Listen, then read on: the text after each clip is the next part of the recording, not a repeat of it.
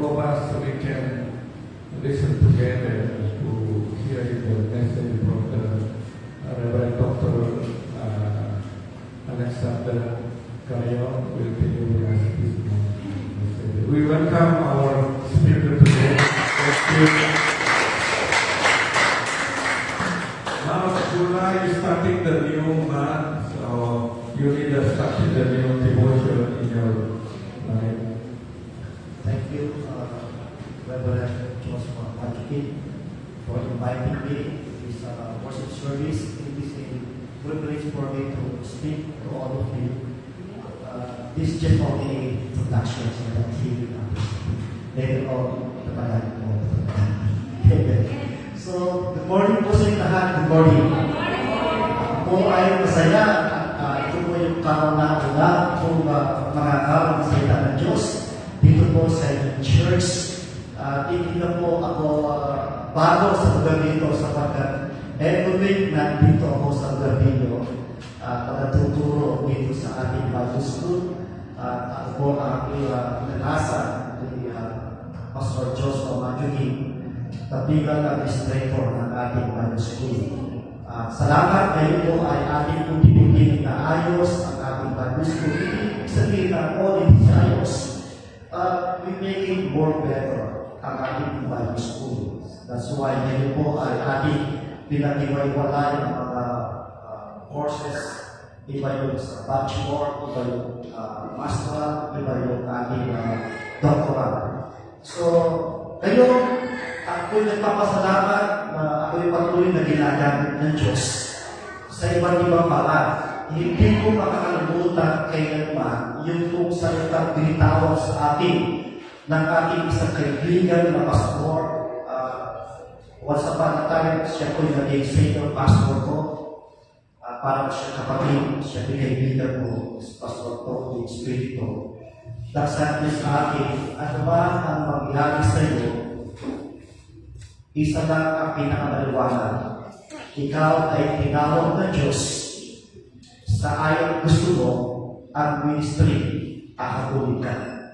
So, akala ko, end of the word na, kung ako ay ma-disconnect sa isang church, sa isang gawain. But hindi pala. Tama ko yung sinabi ng aking kaibigan pastor na meron ng tawag, whether you like it or not, gagamitin at gagamitin ka ng Diyos.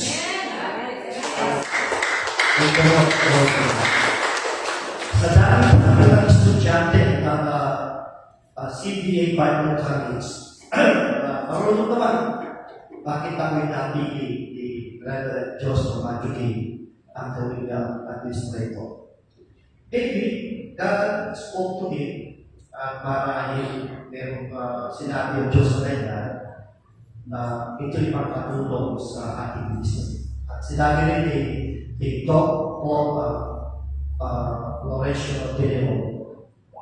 Kasi may nakita kami sa iyo na hindi nakita ng iba. Blessed kami sa pagkat ikaw ay nakasama namin dito sa Bible ginagamit ka nito. So ako po yung pinayos ko ngayon ng ating curriculum, ng ating bachelor, ng ating master, ng ating doctoral. So I encourage you, pwede kayo mag-enroll dito sa ating Bible School. By the way, ako po ay ngayon ay wala pa rin church na pinag-papastoran. It's been a while. Diyos ay bibigyan ng kapahingan ko na para overcome yung depression, overcome disappointment na nangyari sa buhay ko bilang isang pastor. But time will come, very po, I believe this is the time. God gave me another ministry through a live streaming. Every Sunday night po ako church, doon sa aming tahanan, sa aming bahay, ay nag-live streaming ako, kasama ng aming pamilya. Praise the Lord, ayun po ng live streaming ko, meron na po 1,600 viewers. I believe that by us. So, I just want to take the opportunity to share the word of God through live streaming every Sunday, 9:30 in the morning. And hopefully through a live streaming, ay meron kong mga tao, family, that they will bless and they will invite me to have a Bible study in their home. Kung meron po, gaya ko, Bible study po ako. Kung meron po gusto magbukas ng Bible study sa kanta, ako ay pupunta sa inyong tahanan upang magkanta ng Bible study. And eventually, my vision, ito po'y magiging isang church. So this is another way to have a church planting. Maraming ways of church planting. Pwede house to house, pwede kang marketplace evangelism, crusade, house to house. But this time I use the social media. Because social media nowadays, ito po ay very trending ngayon ang social media. Sino kaya ang tao hindi pa gumagamit ng Facebook? Kahit po yung mga basurero, kahit yung mga nangangalakad, yung mga kahit nagpapalimos, meron silang Facebook, meron silang cellphone. Pero nakita sa Facebook, napalimos siya, napalimos, at nag-aimos siya ng 3,000 pesos, pumunta sa isang shop na natitinda ng cellphone. Sabi niya sa natitinda, bibili ako ng cellphone. Anong cellphone? Basta ito po yung naimong sa pagpapalimos na 3,000 kung saan po aabot ang pera mo, yun ang magiging cellphone ko. So, lahat yata, pati yung papalimos ay gano'n na Facebook. And hopefully, through this live streaming, ay meron magbubukas ng Bible study sa nagdaanan. At pupunta ako at magkakanta ng Bible study. As of now, God gave me a vision. A vision to pioneer a church, and then God gave me John 15, verse 5 to 7. Ito yung magiging message natin. Nung una, ang unang nilagay yung pangalan ng church na magiging church ko po ay Divine Connection Family Church. Nung pinost ko ito, meron ng comment, at sabi ng comment, kapag ng church namin, nagkamali na ni Pastor, nagsalita siya doon sa social media, dapat binigyan niya ako. So, sagot ko siya ng private, I'm sorry, Pastor, sa ako wala pa akong church. I'm just only getting the vision from the Lord, hindi maging pangalang church. So, later on, I will again that God gave me the name of my church, connected to Jesus. Kasi ba, ito naman, pakilagay ko na yung pangalan ng church. Yung title mo na. So, yung title ng church po ay Connected to Jesus, Family Church. Siguro, magtataka kayo, bakit connected to Jesus ang magiging pangalan ng church po? Sapagkat once upon a time, ako po ay disconnect sa isang organization na ako ang presidente. Ako po disconnect sa Bible school na saan ako mismo ang nagtayo. Ako disconnect sa isang church na ako mismo ang nagpahinga. So, mahirap yun. Disconnect ko sa lahat ng inumpisa ko, establish ko ng ministry. Pero isa-isa sabi ni Lord, sabi Lord, you still connected to me. So, tama-tama, binigay sa akin ni Lord ng teksto, ay yung po John 15, verse 5 to 7. At gayon, of course, isisilis ko ito. Ako po yung isang professor ng homiletics. I can make a series of lessons. At ito po, lesson ito ay nakagawa na ako. Kasi doon ako sa kwarto ko ay pag-sila ko rin. Maraming compilation na sermon. Pero gumagawa ko mga bagong sermon, and this time, I will make a series of lessons or a series of messages about connected to Jesus. Amen. So, ngayon ang kapatid po ng ating mensahe ngayon, connected to Jesus. Sabihin po natin lahat sa sabay, connected to Jesus. Yan ang ating pamagat. Ang ating teksto ay nandito sa John chapter 15, verse mga 5 to 7. Ang sabi, I am the vine, you are the branches. If you will remain in me, and I in you, you will bear much fruit. Apart from me, you can do nothing. If you do not remain in me, you are like a branch that is and withers. Such branches are picked up, thrown into the fire, and burned. If you remain in me, and my words remain in you, ask whatever you wish, and it will be done for you. Tayo po na yung po tayo manalangin. Thank you, Father God, for this message na binigay mo sa ko. I pray that you will help your servant to deliver your message and give me authority and power and give me fresh revelation to deliver your message. And I pray, Father God, that you will open the hearts and mind of everyone so that they may be able to understand your message and they will apply in their lives.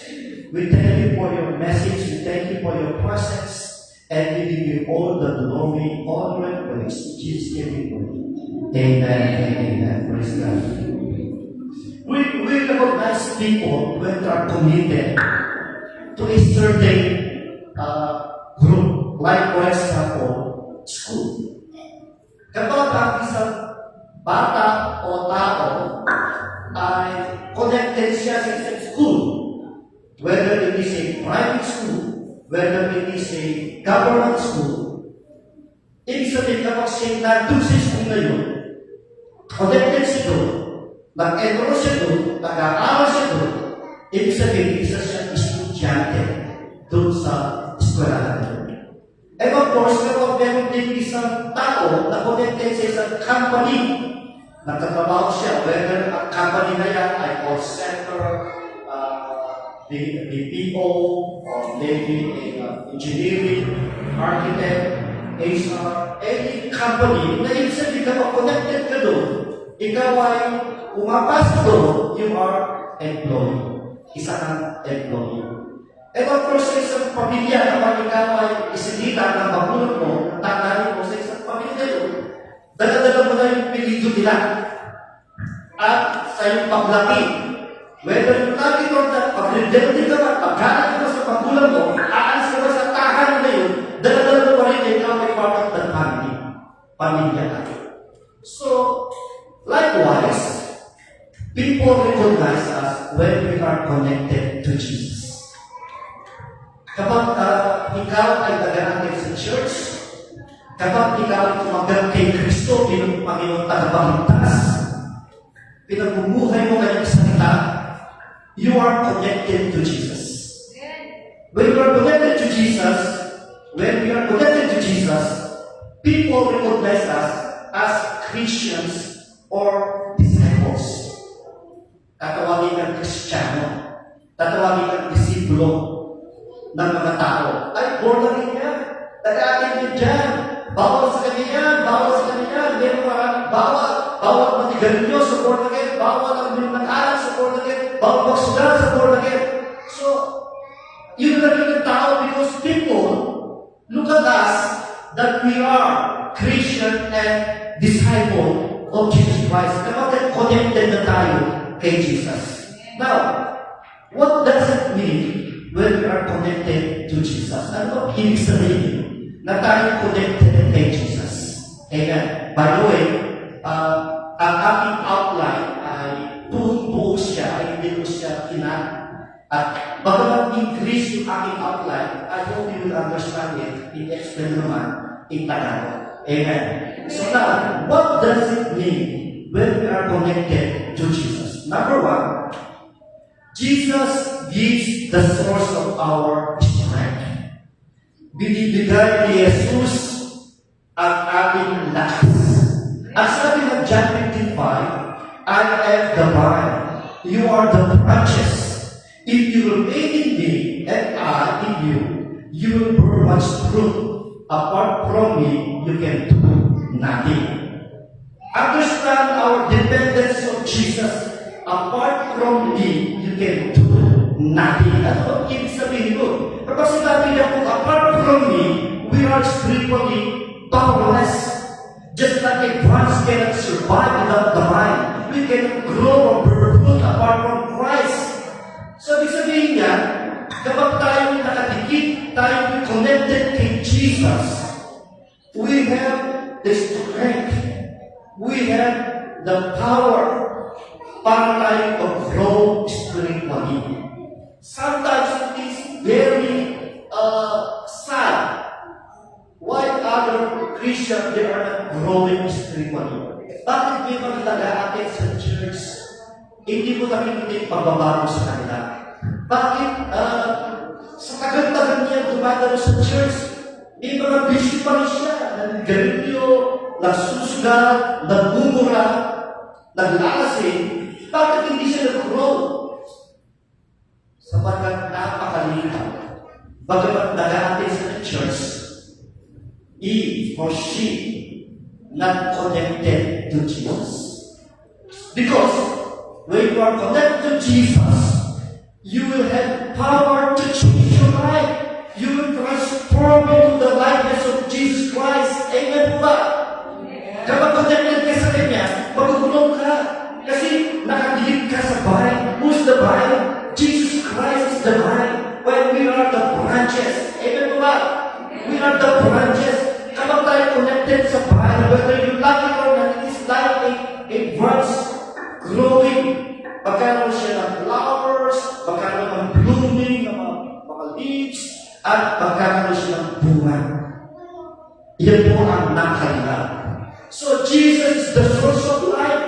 Ang sabi ng Colossians chapter 1 verse 17, hindi lumalabas doon yung aking kapay. Kapag sundin mo yung aking kapay para makita ng tao.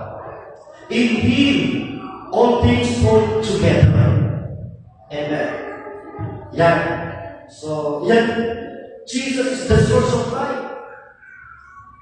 Sa pinagmumulan ng buhay. When you are living here on earth without Jesus, you don't have direction. Wala kang vision. Wala kang purpose. Wala kang plano. Kapag masyado kang stick sa mundo ito, yung amal ka na, pagtagumpay ka na sa mundo ito, but your soul will lose.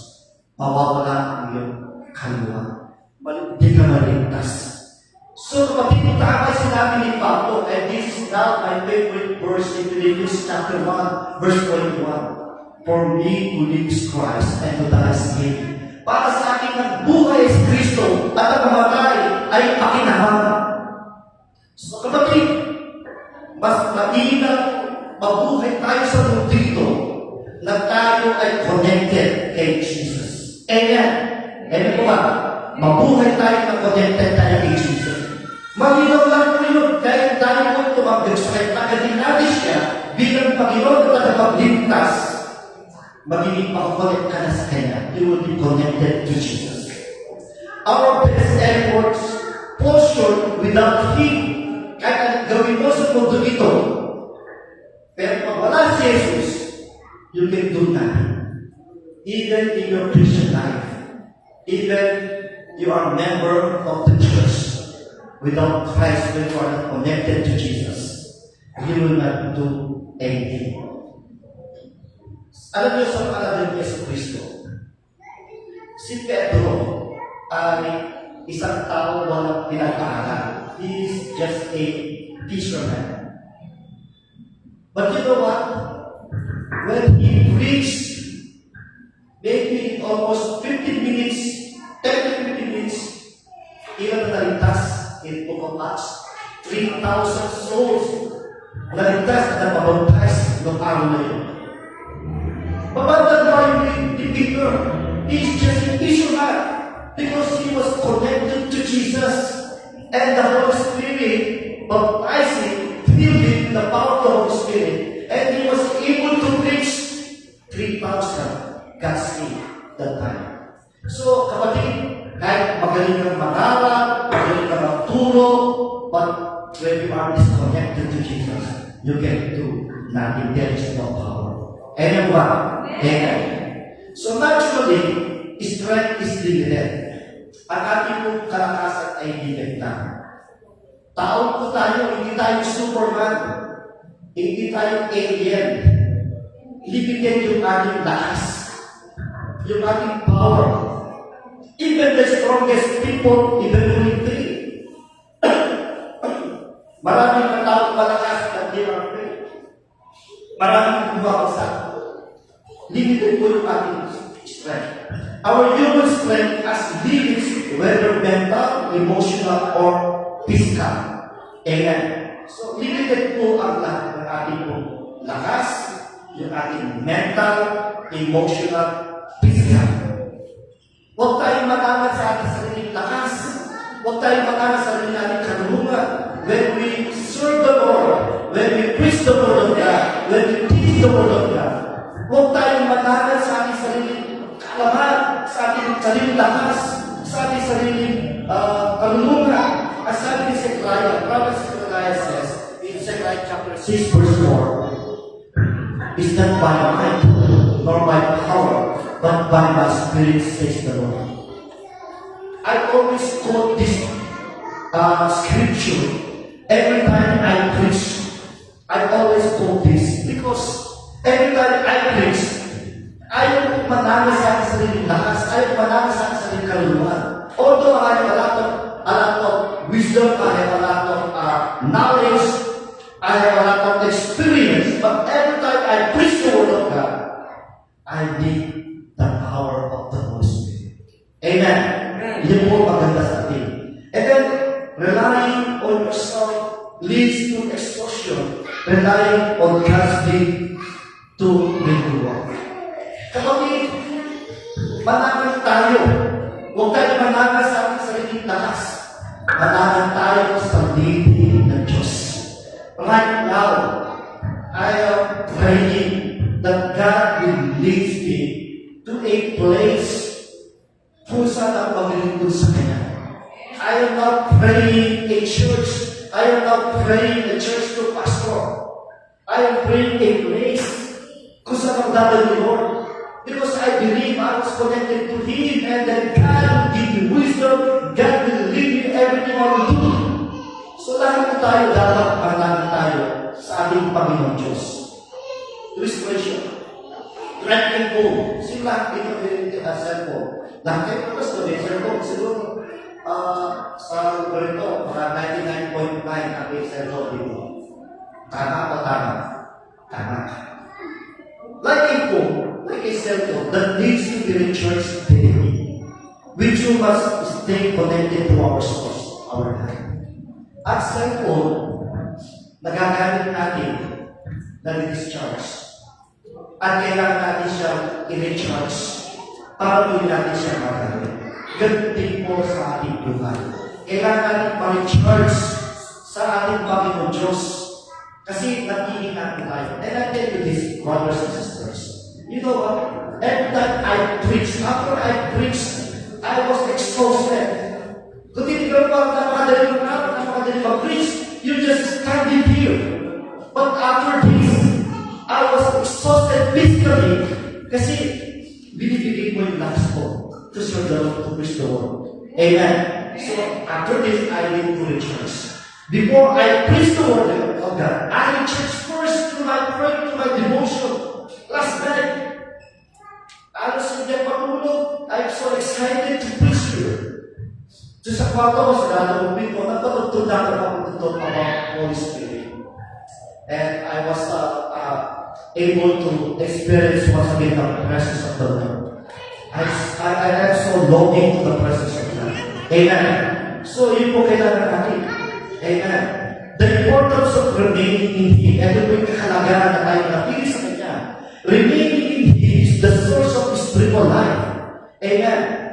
Sa verse 5, I am the vine, you are the branches. If you remain in me, and I in you, you will bear much fruit. Apart from me, you can do nothing.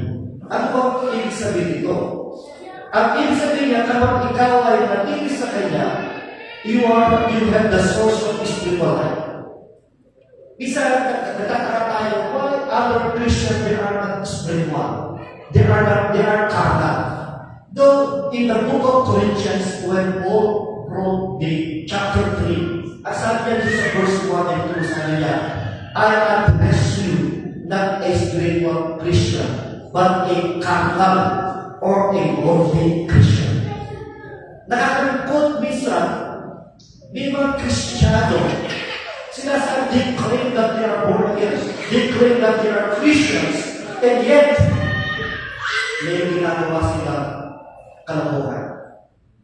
They compromise kung ano ginagawa ng mundo. Susika, nagdamura, naglalasing, nagnigarilyo, napakaraming bisyo. But you know what? When you are really connected to Jesus, you have the source of spiritual life. You will be a spiritual person. Magiging ka sa pagkakita. Amen. And number two, remaining in Him produces fruitfulness. So verse 5 says, if you remain in me and I in you, you will produce fruit. Yung fruit na sinasabi dito, fruit refers to Christian life character, godly behavior, and fruitful ministry. Hindi ka mabubuhay. Kasi ito po ating teksto, Jesus used a metaphor language. He used a figurative language. He used a allegorical message. So this term, a term for a Bible school. But let me explain to you. Alam niyo sabihin, Jesus was not preaching, teaching a literal. We are not a literal branch, and He is not a literal vine. At sinasabi mo, bubunga kayo. Makapagod ka kung wala pang dahon. No, ang tinutukoy niya, you will bear fruits. You produce fruitfulness. Ibig sabihin, it refers to Christ-like character. You know what? Brothers and sisters, let me tell you this. Put this in your mind. Our ultimate goal as a Christian is to be like Jesus. Again, I will repeat. Our ultimate goal as a Christian while we are living here on earth is to be like Jesus. Maging katulad natin si Jesus sa kanyang character, yung kanyang love, yung patience, yung kindness ng ating Panginoon ay dapat makita sa atin. When you have the character of Jesus in your life, mean to say you are growing spiritually, mean to say you have the fruit of the Holy Spirit. Yun ang kailangan natin. Ano po ba? Yun ang kailangan natin. Again, we don't produce fruit by effort alone. But by staying close to Jesus, He works from us. Kapatid, huwag ilagay sa iyong sarili, you are doing in your own to change your life. Kapatid, marami lang that way. They try to change their life in their own way. Sa kanyang sarili paraan. Alala ko, may mga nasasabi, every New Year, they make a New Year resolution. Magkakayat na ako, promise.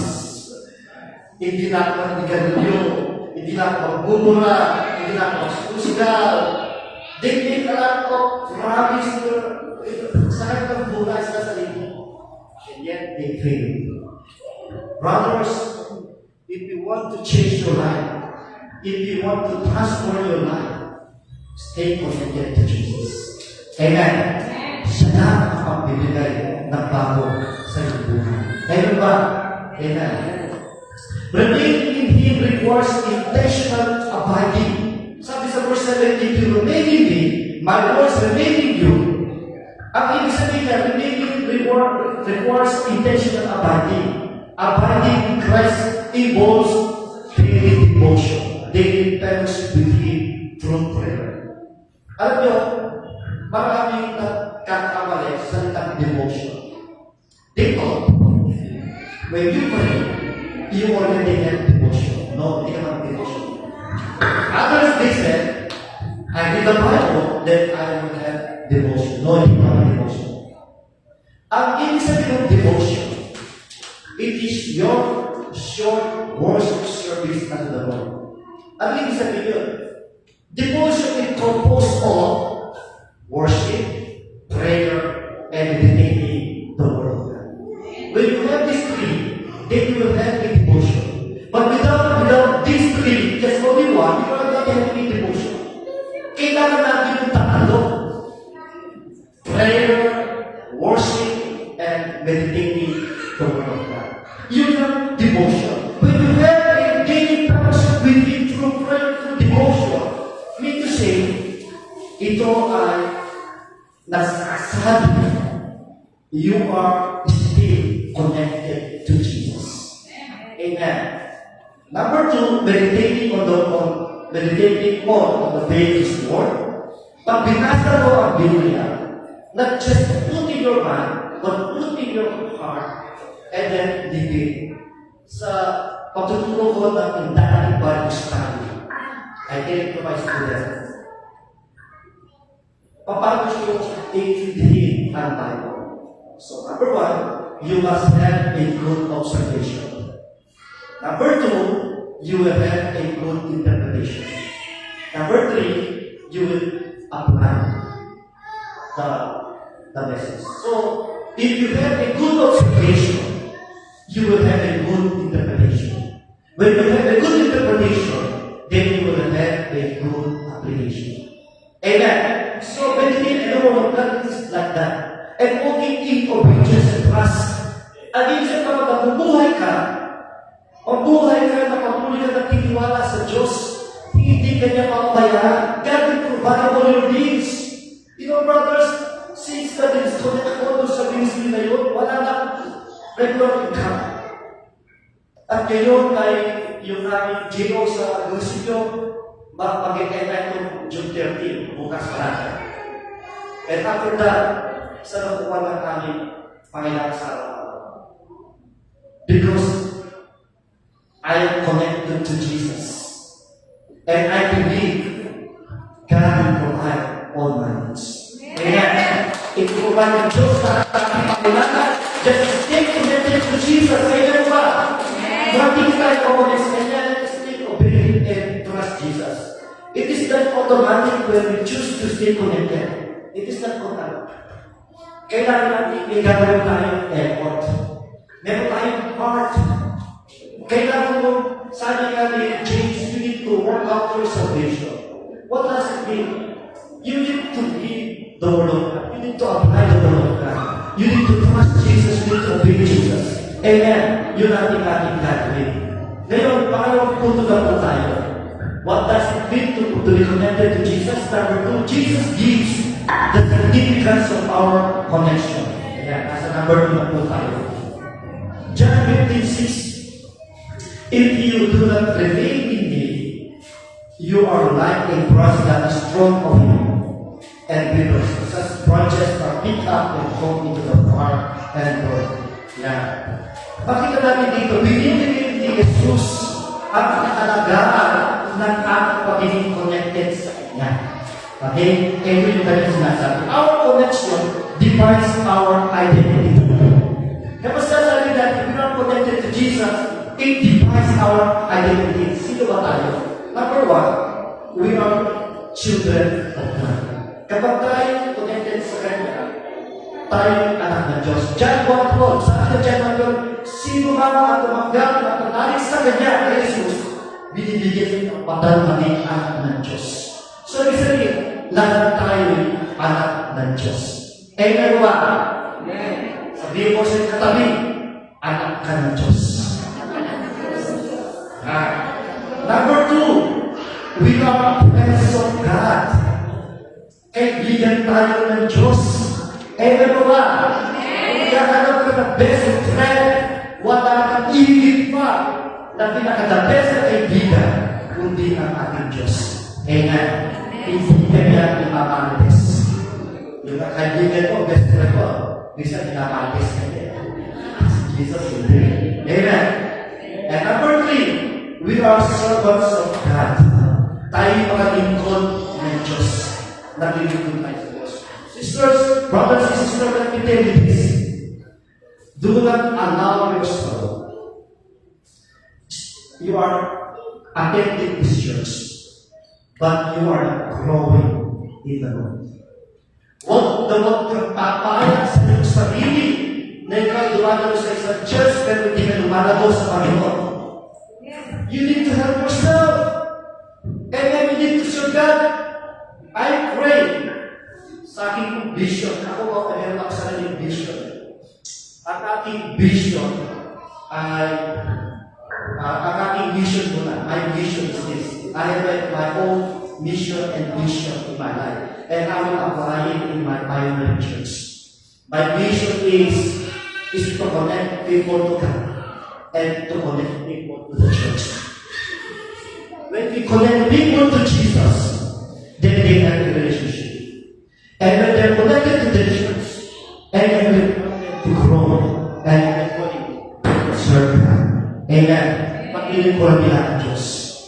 Susunod, my vision is like this, that every believers will become good and faithful servant of God.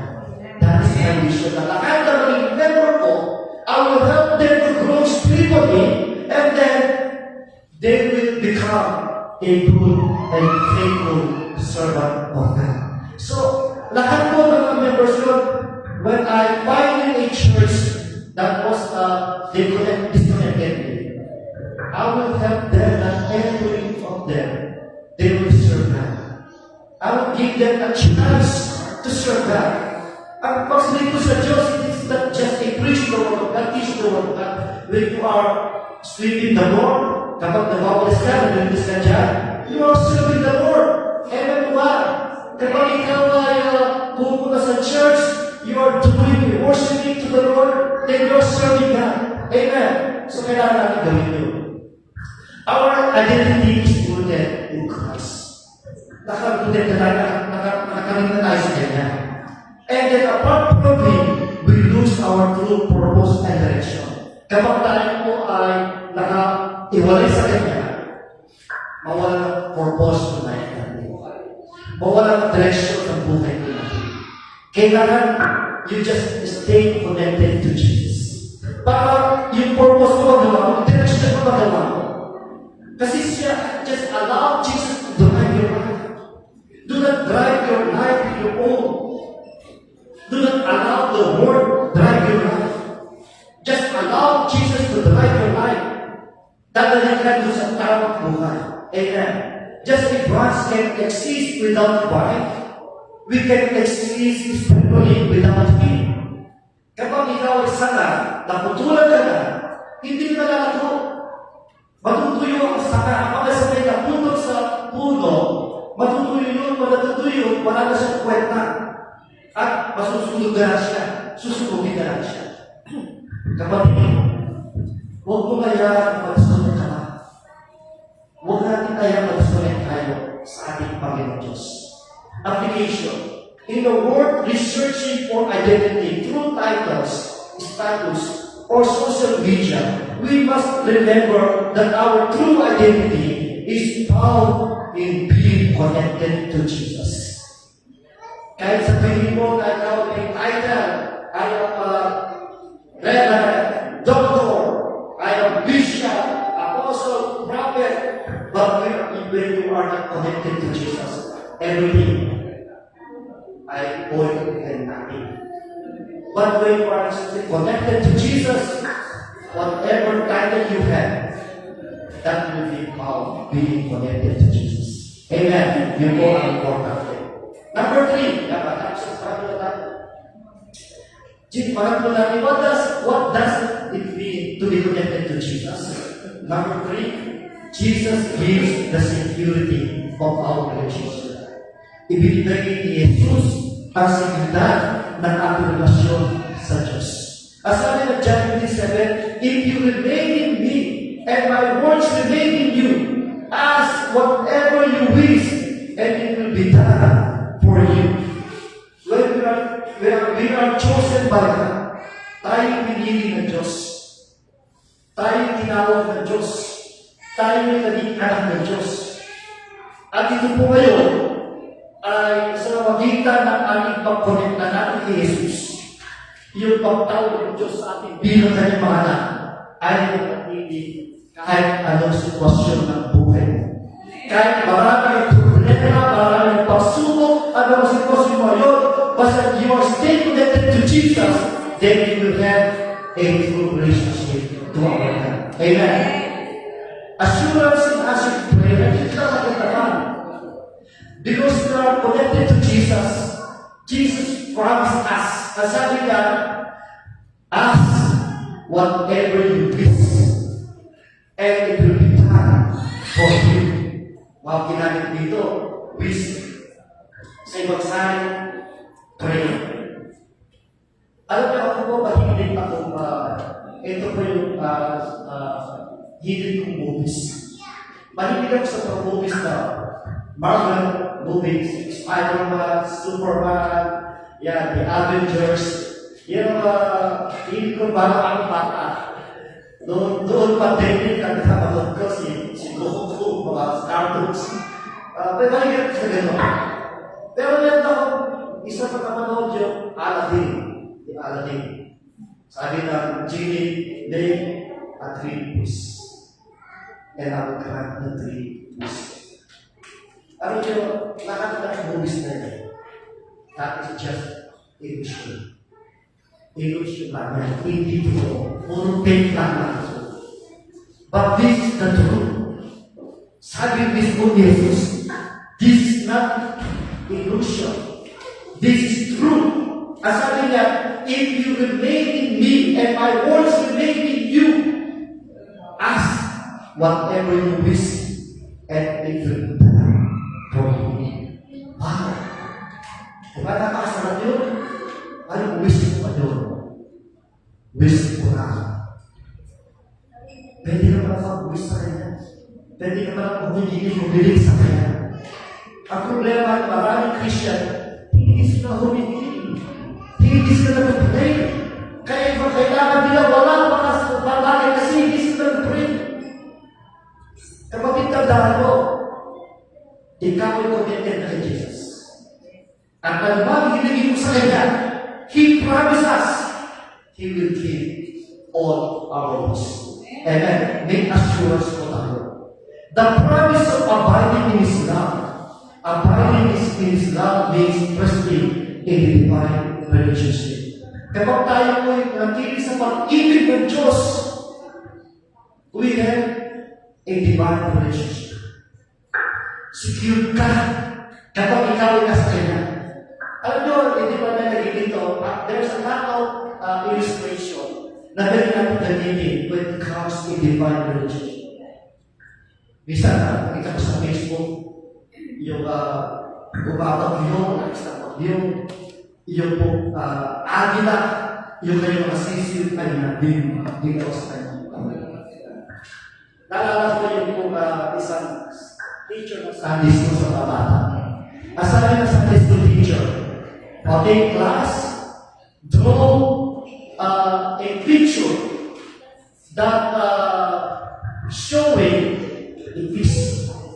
So the title of our picture that you will make is peace. So then bata gawa siya ng picture, booking, tapos may araw, peace sa iyo. Ibig sa bata gumawa siya ng drawing, dagat, parang may araw, peace sa iyo. Meron isang bata gumawa siya ng mataas na pulo, at sa pulo may umuga, at umuulan ng malakas, at meron pong agila na gano'n sa kanya ng mga sisiw. Pinagpata niya, peace. Sino na ano? Yun na. Bakit? In the midst of our problems, in the midst of trials, we have peace. Because we are connected to Jesus. Amen. Secure ka na. Huwag mo isipin na mag-isa ka. Huwag mo isipin na bayaran ng Diyos. Ang Diyos mismo nangako sa akin, I will not leave you nor forsake you. Hindi kita iwanan, hindi kita mabayaran sa atin ng ating Panginoon Jesus. Secure tayo sa Kanya. Amen. Napakasarap yun ba? Abiding love involves obedience. Amen. Sila ko sa number 2. Sabi dyan sa number 2, John 15:10, if you keep my commandments, you will apply in my life. Kapag tayo nakadikit sa Kanya, kay Jesus, you need to obey His commandments. Amen. Kailangan natin susunod sa Kanyang pinag-uutos. Alam nyo, mahirap sabihin na you are connected to Jesus, but you will not obey His word. That is the truth. When you are connected to Jesus, it is very easy for us to obey His word. Amen. Madali pong i-apply sa atin ang kanyang salita kapag tayo connected sa kanya. Wala pong mahirap. Alam niyo, ang pagpapastor, hindi po bigo-bigo. Hindi po easy ang pagiging pastor. Isa meron ako nakita sa Facebook, nag-interview. Sabi ka nung nag-interview ako nakita, dinalik sa mga group chat namin sa mga pastor. Asa nag-interview. Ano po masasabi niyo sa pagiging pastor? Asa nagka-pastor? Tagdanan siya niya. Tagdanan siya niya. Sabi niya, madali na pastor. Hindi ba hirap? Pabalik talaga niya namin mga members. Tapos, dinalo lang nag-interview. Ilang taon na po kayo? 25. Pero yung sumunod niya, 60 sa 70. Ang ibig sabihin, kapatid, ang pagiging pastor ay hindi siya pwedeng gamitin na magiging source of income. Ang pagiging pastor, it is a sacrifice. It's not easy to become a pastor. You need to sacrifice your time, your strength physically, and even your family. Sometimes you need to leave them. You need to go to the ministry. It's a kind of sacrifice sa pagiging pastor. And yet, you know what? I've been 36 years being pastor. 36 years na po ako pastor. When God called me, I was only 20 years old that time. Totoy na totoy, ang waistline ko noon ay 24. Ayun, baliktad ko na yun. Pero nagtayang na ako dito. Balik natin, kasi ito, may kasya na. So, ano ibig ko sabihin? Mahirap, pero masarap. Bakit masarap? You always experience the rest. Lagi ko tayo nag-praise the Lord. Sabi nga ni Pablo sa Philippians 4:13, I can do all things through Christ who strengthens me. Nagagawa ko lahat na niya sa pagkakapag-Diyos Kristo, pinapalakas niya ako. Alam niyo, totally bad experience when they disconnected me to all my ministry. It's very painful. At sakit ko yung hindi. Iyak ako ng iyak, every night ko lang ginawa ko tinubingan. Nung isang gabi, hindi kagabi, nung isang gabi, napanaginipa ko pa yung pastor na yun. Because I am planning to talk to him and to ask him forgiveness and to forgive him. And you know what will happen? Iniisip ko yun kasi kaalis na sila, o pinatabi na ka, bukas kaalis na sila. I'm planning to talk to him. Gusto ko siya puntahan. But in my dreams, pinuntahan ko siya. Pinagtabuhin niya ako. This is just a dream. Maybe God spoke to him. It is not time for him to go to him. Kasi, nag-chat na ako sa kanya many times. I ask forgiveness. But he will not forgive me. But I forgive him even though he will not ask forgiveness to me. Ayaw na pagdating ng mga tao na kasala sa akin. Pero pinakatawag mo siya sa Diyos. But this is not the end of my life. This is not the end of my serving to the Lord. Because God called me, and God gave me wisdom and knowledge. I'm still doing the ministry na pinakagawa sa akin, Lord. And this time, I am using a social media to preach the word of God. Amen. Obedience to legalism is a loving response to Jesus. Hindi ko ito ginagawa ko because there is a command. Hindi ginagawa ko na pinutos na. You do it because you love Jesus. Ginagawa ko lahat ng ginagawa, even being a professor, being an administrator in this Bible school, wala kaming prepare na lakas, wala kaming sweldo dito. Nagkakasalita na kami, kung sige, mabalakad ako, pumunta dito, 500 pesos, balikan ko, kailangan ko yun. Pero ginagawa ko rin. Hindi ginagawa ito na walang kwenta. I'm so happy na mayroong natututo sa magiging matutulong. I'm so happy. Hindi ko ginagawa ito for just the money. Hindi para sa pera. Ginagawa because I will obey Jesus and this is a command for me. Gawin ko ito, maglalata ko, magtulong ko. Kaya ginagawa ko ito sapagkat mahal ko si Jesus. Amen. Amen. When you obey, you remain in joy and safety of God. It's true. Kapag sumusunod ka, may pamamatak sa'yo. Nag-enjoy na ako. Nag-enjoy ako. And then God added a lot of knowledge.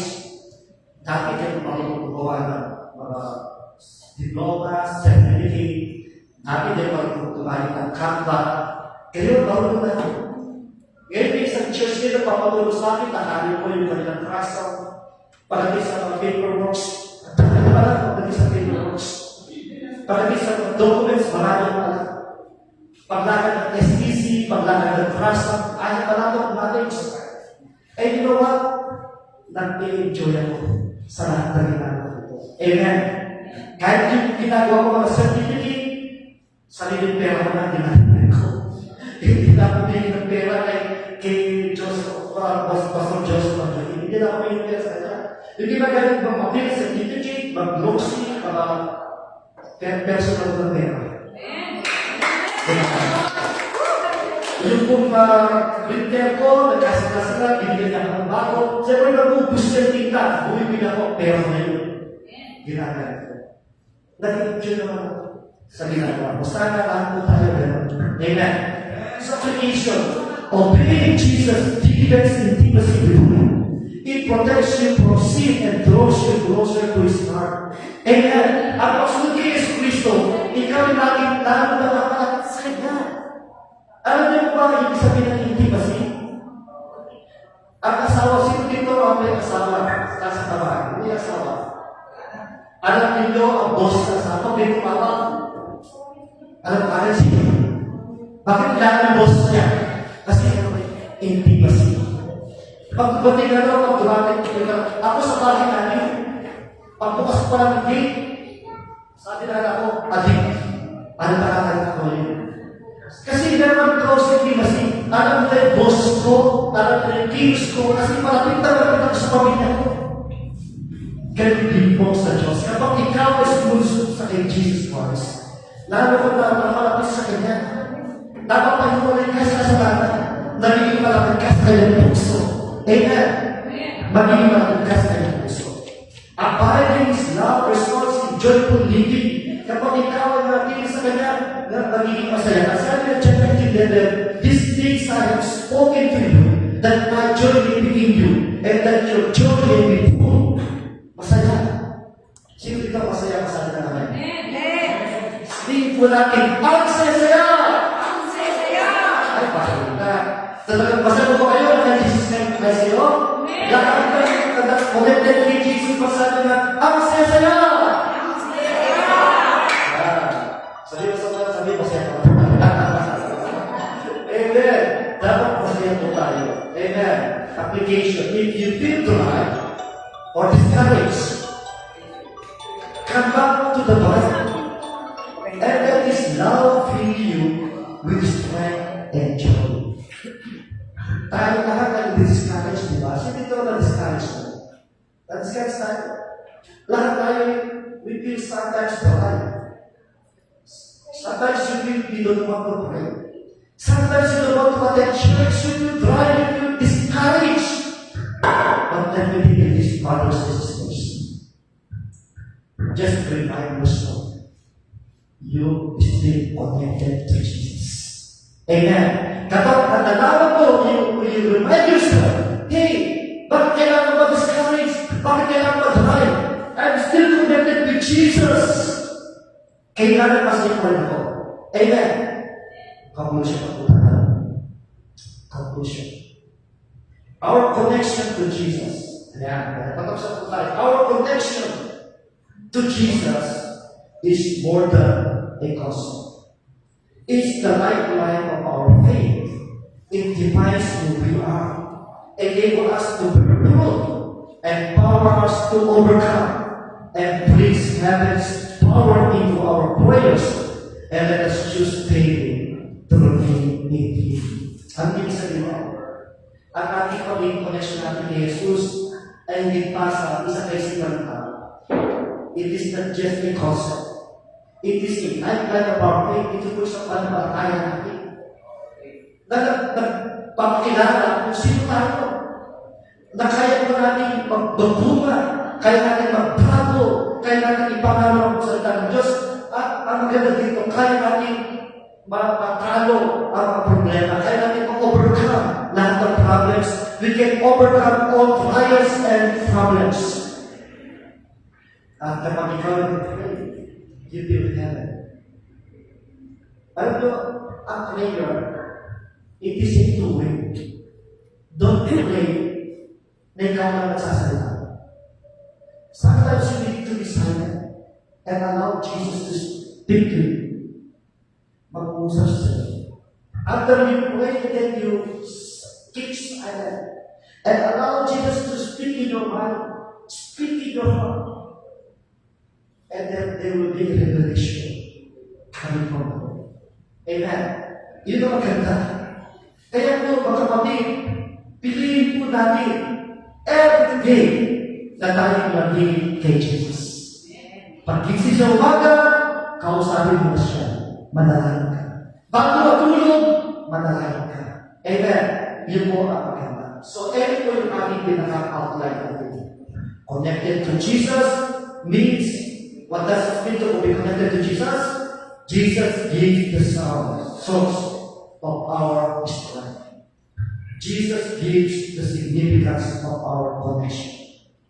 Jesus gives the security of our relationship. Tayo na natin ito. Alam mo, glory to God.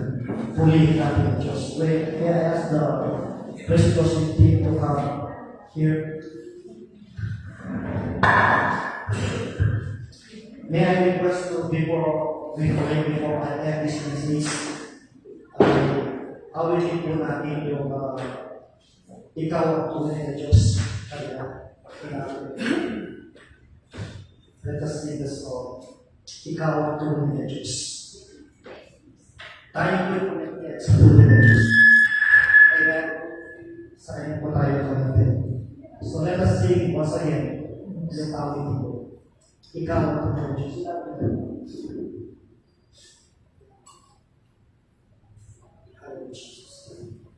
We worship you, Jesus. We bless your holy name. Feel the presence of the Lord. Nag-usap ang Diyos sa atin ngayong oras nito. Huwag niyo pasok dito na basta. Ipapukit mo natin ang sa inyo. Gawin po natin na tayo natili na connected natin ng Jesus. Ano bang mangyari sa buhay natin? Ano ang problema na maging sa buhay natin? Matili tayo na connect kay Jesus. Amen. Pawinin po natin po. Ikaw ang tunay na Diyos. Pupurihin ka. Amen.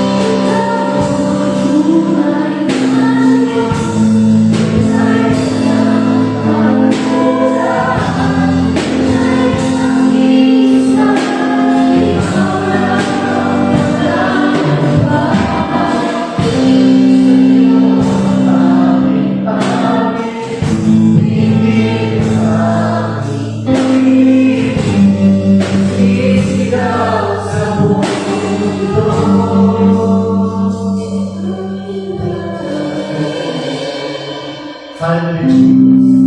We worship you, Lord Jesus. We bless your holy name. Hallelujah, Jesus. Gusto ko pong tanungin ang lahat. Kayo po ba ay nakakatiyak na kayo connected with Jesus? Kung hindi ko pa nakakatiyak, grabe sa opportunity. Pagdating mo si Jesus sa iyong puso bilang Panginoon at Tagapagligtas. At kapag ginawa mo ito, connected kayo sa Kanya. Amen. Sa lahat ng gusto na tiyak na makakonect siya kay Jesus, just follow this way. Please repeat after me. Amen. Repeat after me. Okay? Let us pray this prayer. Say it aloud. Sabihin mo malakas sa iyo. Panginoong Jesus, ako po'y nagpapasalamat sa iyong mga salita na aking narinig sa oras na ito. Nais ko po na makonect sa iyo. Kaya sa oras na ito, ako po'y lumalapit sa iyo. Nagpapakumbaba. Inaamin. Ako po'y nagkasa. Patawarin mo ako, Panginoon. Linisin mo ako. Binubuksan ko kayo. Ang aking puso. Pumasok ka. Tinatanggap kita. Bilang Panginoon. At tagapagligtas ng aking buhay. Simula sa oras nito, ako ko'y mabubuhay. Nakasama ka. Maraming salamat po sa patawaran, sa kaligtasan, sa iyong pagmamahal. Sa pangalan ni Jesus. Amen. Ako lang manalangin. Lord, maraming salamat po sa bawat isa ng dito. Lahat ng may connected sa iyo. At salamat sa mensahe mo na binigay mo sa amin. Itagyan mo na maraming sa kanyang puso, ipamubuhay nila. Nang lahat ng mga narito ay connected sa iyo. Lalabas na sa iyong kapangyarihan. Pagiging Christ-like sila. Makikita ka sa kanyang buhay. Pagpalayan mo sila, Diyos. Pagpalayan mo ang church dito. Pagpalayan mo ang leadership ng church dito. Palaguin mo ang church dito. Gamitin mo lahat ng mga leaders, lahat ng members para sa iyong kapurihan na iyong pangalan. Maraming salamat. Thank you for your presence. We thank you for your words. We thank you for the presence of everyone. And we give you all the glory, honor, and praise. In Jesus' name we pray. Amen. Maraming salamat po. Maraming salamat po. Amen.